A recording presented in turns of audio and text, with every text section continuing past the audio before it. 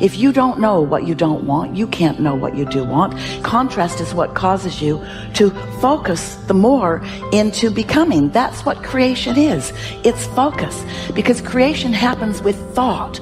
We know you think it happens with your action because you move things around and you get stuff done. But the creation, the true creation, is happening through your thought in conjunction with your source energy. You cannot change conditions or circumstance. You don't have to let them control you. We can't control what's going on outside, but we can control what's going on inside. As you think, so shall you be. 7 little words that I think are perhaps the most important things that we can learn and master in our lives. This old proverb notion that I become what I think about all day long. And once you know that what you think about is what expands, you start getting real careful about what you think about. You don't allow your thoughts to be on anything that you don't want or that you wouldn't want to have manifest or show up for you in your life. So whatever you wish to do, you must bring yourself to a moment of joy and clarity within yourself. At that moment, what you decide, even if you die, you must go by that. Whenever your emotions go up and down, your mind says many things. That's not important. In the moment of clarity, when I'm saying joy, because when you're happy, you're not compulsive.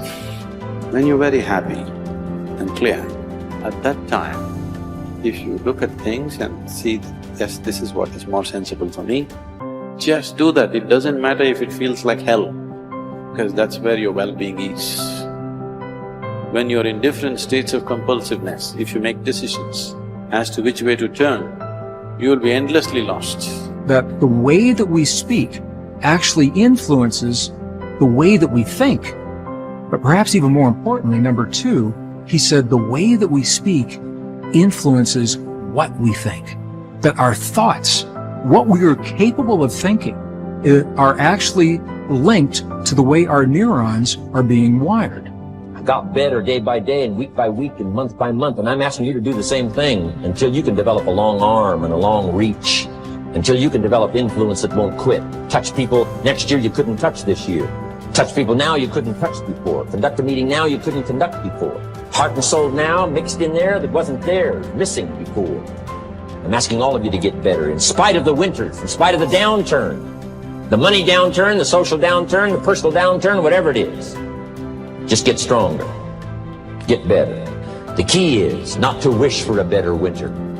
The key is to wish for more strength, more wisdom, more courage, get better, get wiser, get stronger.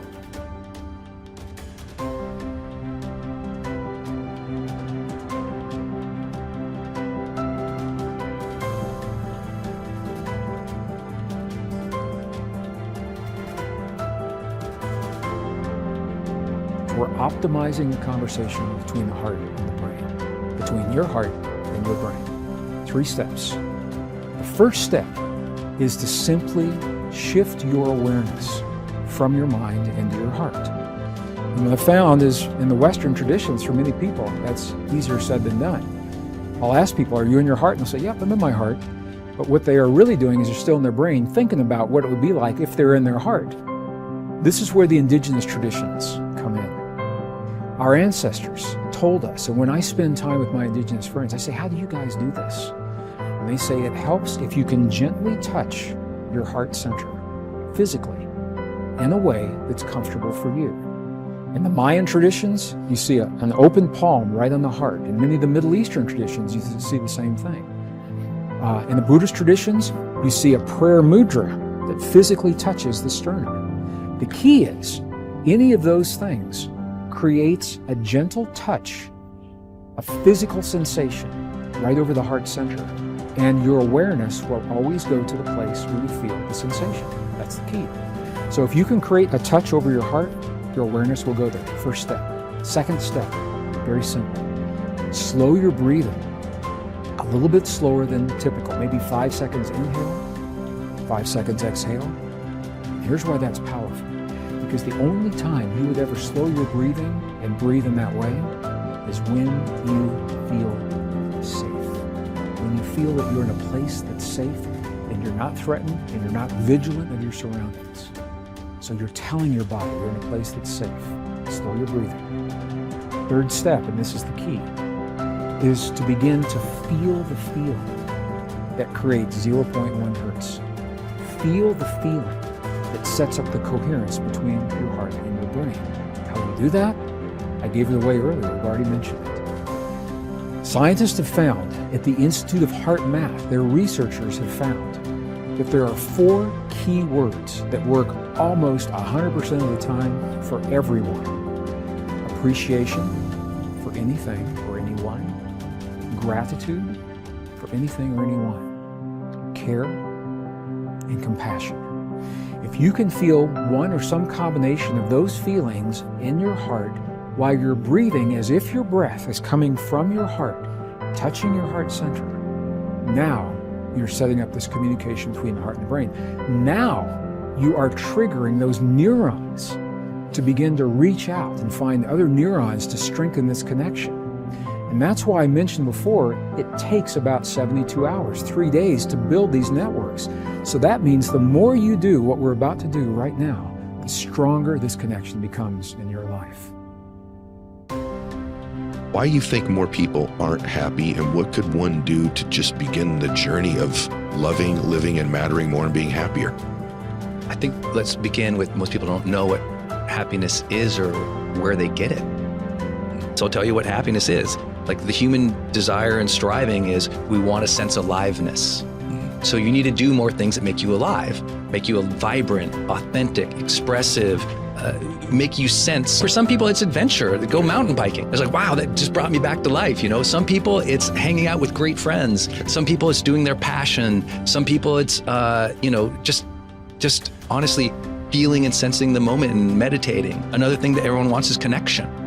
Most people today lack the depth of happiness because most people lack a connection with other people.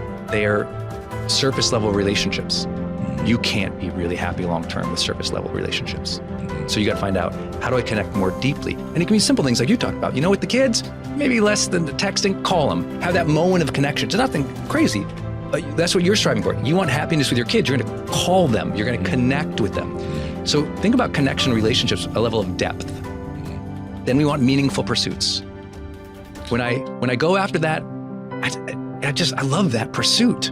And notice it doesn't say meaning. A lot of people just say meaning. I said, no, it's meaningful pursuits. Because a lot of people we know who are really successful, they've already had a meaningful life. They're miserable because they're not pursuing anything anymore. You got that. You got to have that pursuit, man. Yeah. You got to find a pursuit. It has meaning to you. It brings you back to life. That's happiness. And then the middle of the triangle is the capital G, growth. If you don't have aliveness, you don't have connection, you don't have meaningful pursuits, and you don't have growth, you're miserable. We can bank on it. We can guarantee it. The research will reveal it every single time. But if we can get you a little bit more alive, a little bit more connected, a little bit more meaningful pursuits, and a little bit more growth, those like little bit in each of those, it's like a thunderous shift in your life. You're just like, whoa, little bits in those. But there's an access point. Why aren't most people happy? Let's say they did all those things. Still not happy? And they're just not here. Presence is the gateway to happiness. If I can't get you present, to feel it, to sense it, can't change. What most people want in real, like what they really want, all the people I work with, maybe the people you work with, what they really want, they'll never say it, and most of them never know it. What almost every human being wants is they want to feel the day more.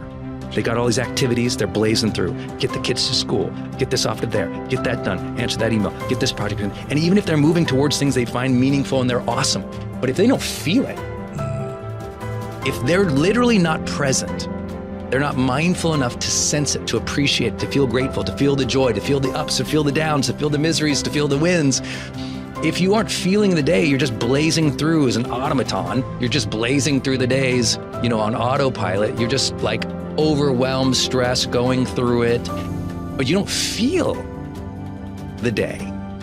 I can't get you to be happy. So the gateway to all of happiness is always presence. Learn to be more present in the moment. Feel the moment, even the bad ones. You got to feel the day more so that when you get on your knees at night to pray, you felt the day.